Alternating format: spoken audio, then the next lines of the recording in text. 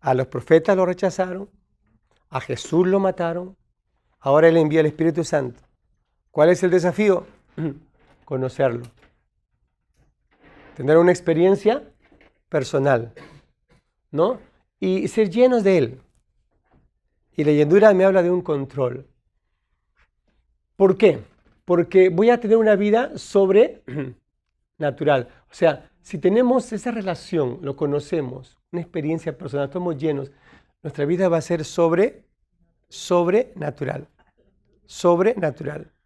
Y ahí tenemos la palabra poder, que después lo vamos a analizar. Y este es un pensamiento que el Señor me dio anoche. No hay avivamiento sin la participación del Espíritu Santo. Puede ser carismático, puede ser un cabezón lleno de sabiduría humana, puedes tener los métodos que tú quieras, pero sin Él se va a quedar en métodos, se va a quedar en deseos, en buenas intenciones, pero no va a pasar nada. Porque es el Espíritu Santo imprescindible, indispensable para hacer que el fuego se encienda. Sin Él somos solamente carne fría. Nadie quiere comer y da, ¿no es cierto? Pero con Él somos como la carne asada. Humo, sabor, olor y uno, qué rico, ¿no? Con guacamole, tortillitas, sí. Qué rico, ¿no? Somos digeribles. Yo escribí un libro que muestra la siguiente hipótesis. El manual para el avivamiento, el libro de texto para el avivamiento está en el libro de los Hechos. Está ahí.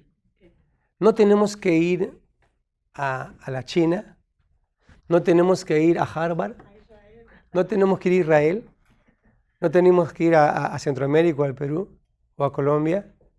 No tenemos que buscar en algunos modelos. Se puede aprender de los modelos, pero el libro de avivamientos, para mí, y lo describo acá, es el libro de los Hechos. Y le voy a explicar por qué. Si la cámara me sigue. Ok. Entonces, en el libro de los Hechos,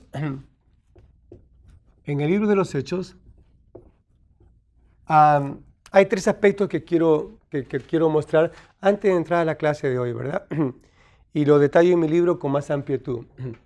Se mira una promesa. ¿Dónde está?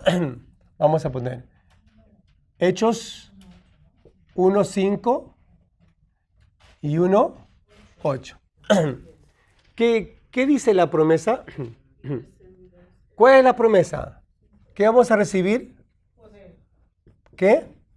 Poder. En griego es dunamis. Dunamis. Poder. Entonces, esta promesa responde a las siguientes preguntas. A ver, por ejemplo, la primera pregunta es sobre la promesa. ¿Qué? ¿No es cierto? La segunda pregunta, ¿por qué?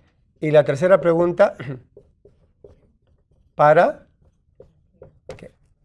Entonces siempre hemos escuchado Hechos 1:8, ¿no?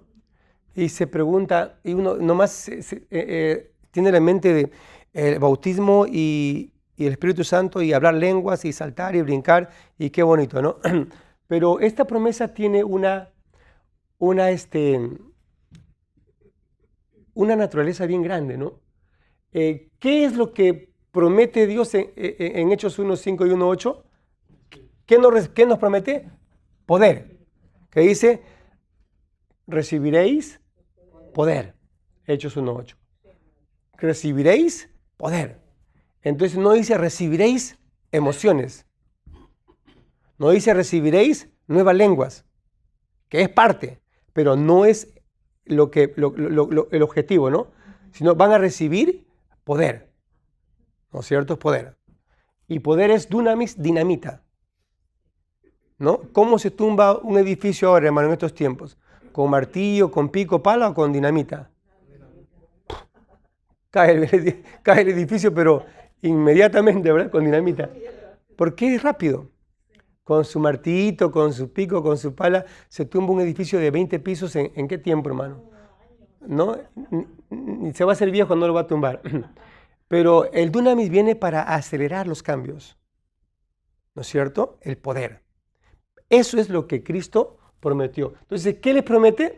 Poder. ¿Y por qué? Porque era necesario. Se iban a quedar huérfanos. Iban a luchar contra las religiones de aquel entonces. Los escribas, fariseos, ¿qué más? Saduceos, y había un partido revolucionario, los celotes. Ellos querían tumbar el sistema. No querían que se pague impuesto a Roma. Entonces a los discípulos de Jesús se les estaba confundiendo con los celotes. ¿Cómo diferenciarse? ¿Cómo hacer la gran comisión? Jesús le dijo, quiero que ganen el mundo, que llenen con el evangelio a todo el mundo. Y eran personas que se quedaban sin su maestro, que se quedaban solos ante un mundo hostil, un mundo que los miraba con desconfianza, otros con desprecio, y había mucha envidia también contra ellos. Entonces, ¿por qué era necesario recibir el poder? Porque, hermano, no podían cumplir con la gran comisión sin este poder. Era imposible. Misión imposible era. Por eso Jesús le dice en Hechos 1.5, ¿qué dice? Hechos 1.5. Ahí les promete claramente, Hechos 1.5. Porque Juan ciertamente bautizó con agua, mas vosotros seréis bautizados con el Espíritu Santo dentro de no muchos días. Ajá. Entonces, la promesa está asociada con esta palabra.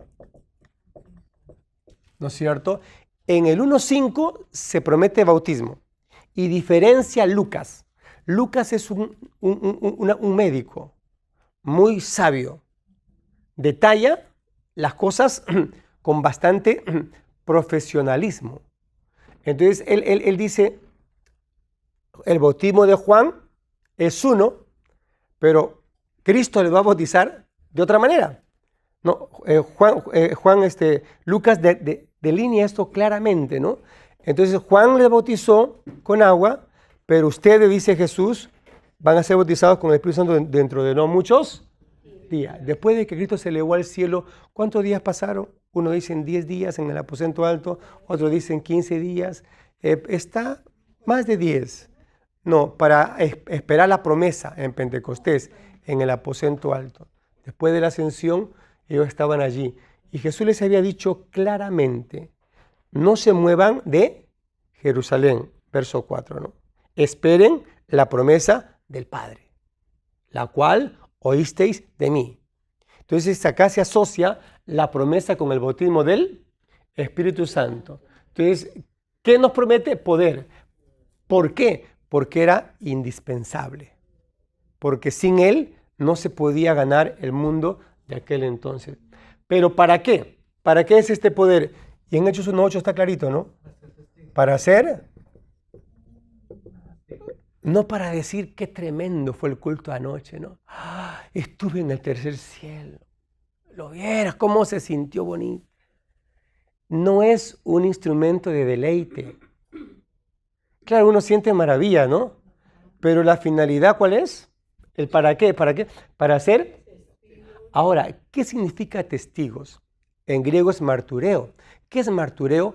Mártir. O sea, los discípulos estaban bien claros en lo que estaban esperando. ¿Y para qué lo estaban esperando? Ningún apóstol murió de muerte natural. Todos fueron decapitados, torturados, hermanos, increíble, encarcelados. Posiblemente, pero la mayoría fueron de muerte muy, muy horrible, ¿no? Entonces, reciben el poder para ser, ¿para qué? Para ser testigos. Martureo, mártires. Ahora, y a partir de esta experiencia de testigos, viene lo que es la misión.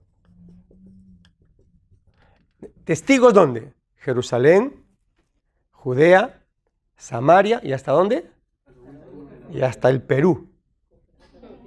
Ajá, hasta Corea del Sur. Hasta lo último de la tierra. Ahí está el modelo de misión, ¿no? Primero tu casa, luego tu distrito y después el mundo, ¿no es cierto? Entonces, y hasta lo último de la tierra está hablando, hermanos, de no solamente de países constituidos, sino de etnias. De etnias. O sea, culturas que no están reconocidas inclusive, ¿no? El Señor manda que lleguemos a todo el mundo. Entonces, la naturaleza de la promesa de Hechos 1:8 es bien interesante, ¿no? ¿Qué van a recibir? Poder. ¿Para qué? Para ser testigos. Entonces, ¿el qué? Poder. ¿Por qué? Es indispensable. Sin Él no se puede hacer nada, ¿no? Porque Él glorifica a Cristo, Él es el agente de evangelización y no se puede. ¿Para qué? Para ser testigos. ¿No es cierto? ¿Dónde? Jerusalén, Judea, Samaria y hasta lo último de la tierra. Eso es lo que se ve en el libro de los Hechos para empezar. Capítulo 1, ¿verdad? Luego hay otra palabra, experiencia. ¿Sí entienden mi letra, hermanos? Si no, lo siento mucho. Yo escribo por fe. Yo escribo por fe. Total, ya. Lo siento mucho. Experiencia. En Hechos 2 está la experiencia, ¿no es cierto? Que dice, fueron ¿todos qué? Llenos del Espíritu Santo. Y comenzaron a hablar en nuevas lenguas. Según el Espíritu les daba ¿qué? Hablase. Y ahí es lo que yo también escribo en este libro. Se produce una metamorfosis. ¿Qué es metamorfosis? Transformación. Esos discípulos cobardes, temerosos, que se corrieron, que tenían temor al ridículo, y ese día cuando reciben esa experiencia, ¿cómo habrá sido, no? Y yo me pregunto, ¿cómo habrá sido? Que la gente decía, estos están borrachos, ¿no? Tan llenos de mosto, ¿no? O sea, ha tenido que haber unas experiencias físicas exteriores para que ellos los califiquen de borrachos, ¿no? Pero aquí surge el detallito. Estos ya habían recibido ¿qué? ¿Cuánto se goza? Ya habían recibido poder. Esa es la diferencia. Entonces, Pedro ya no se corre como gallina, ¿no? Ya no niega al maestro. Ante la mujer, ante el otro y ante el otro. Ya no. Ya no quiere escuchar el canto del gallo ya porque eso le tenía traumado. Porque él le negó al Señor, ¿no? Ahora este hombre ya no tiene miedo. No tiene vergüenza. No se siente intimidado para nada. ¿Ya tiene qué cosa? Y lanza un mensaje. ¿Cuánta gente se entrega en ese primer mensaje? 3,000. Y a los días siguientes se van a la Hermosa. Y hay un paralítico de nacimiento. Una limonita, por favor.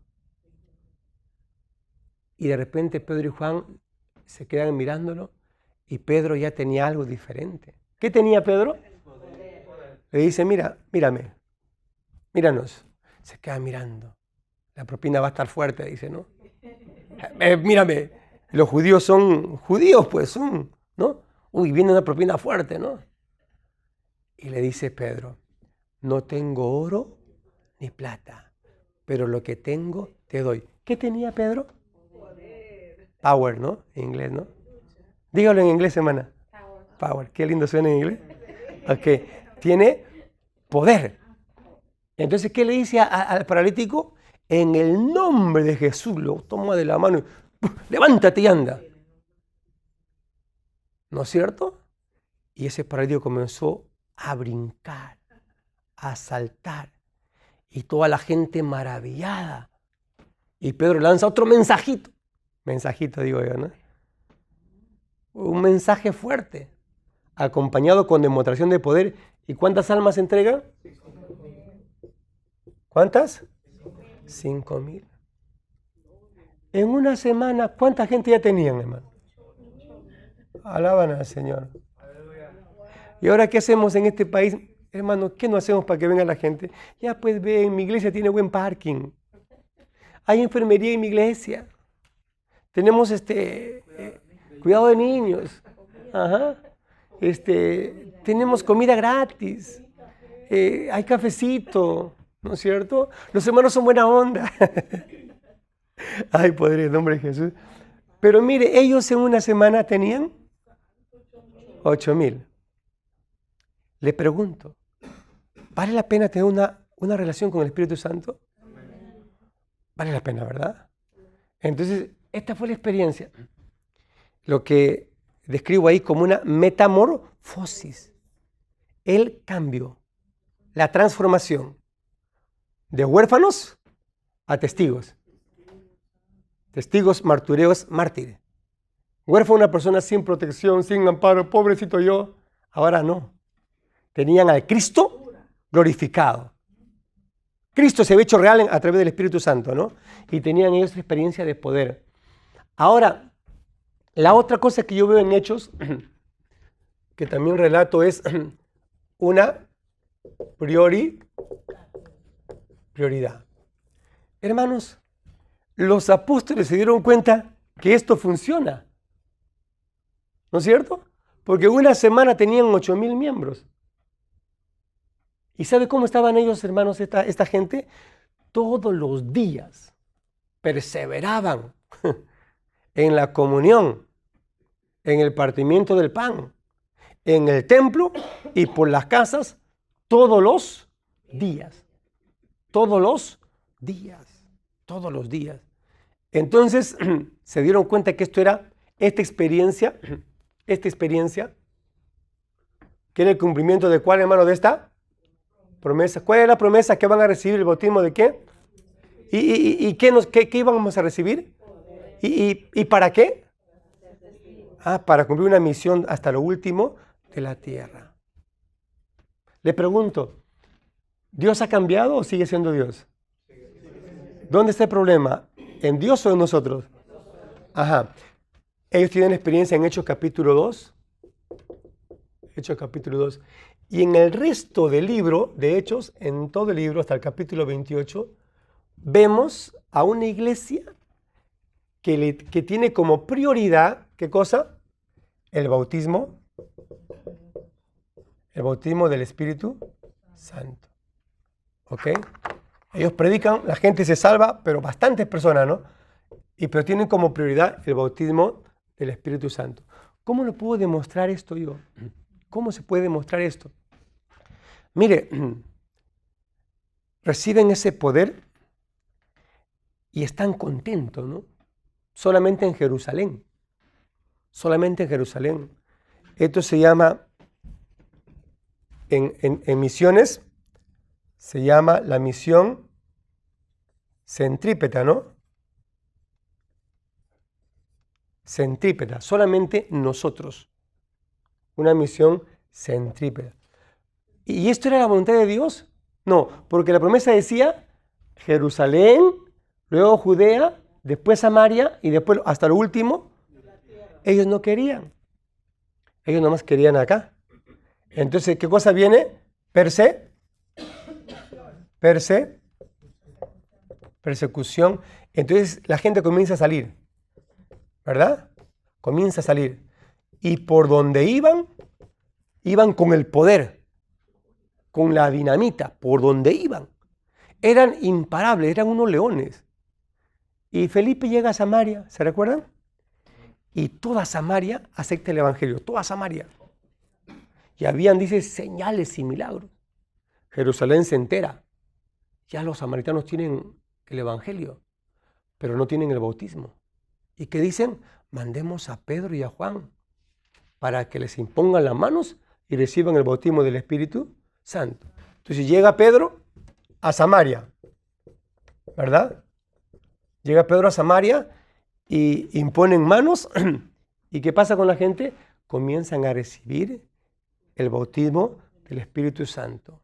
Simón el mago se da cuenta y dice, wow, yo quiero este don. y le dijo a Pedro,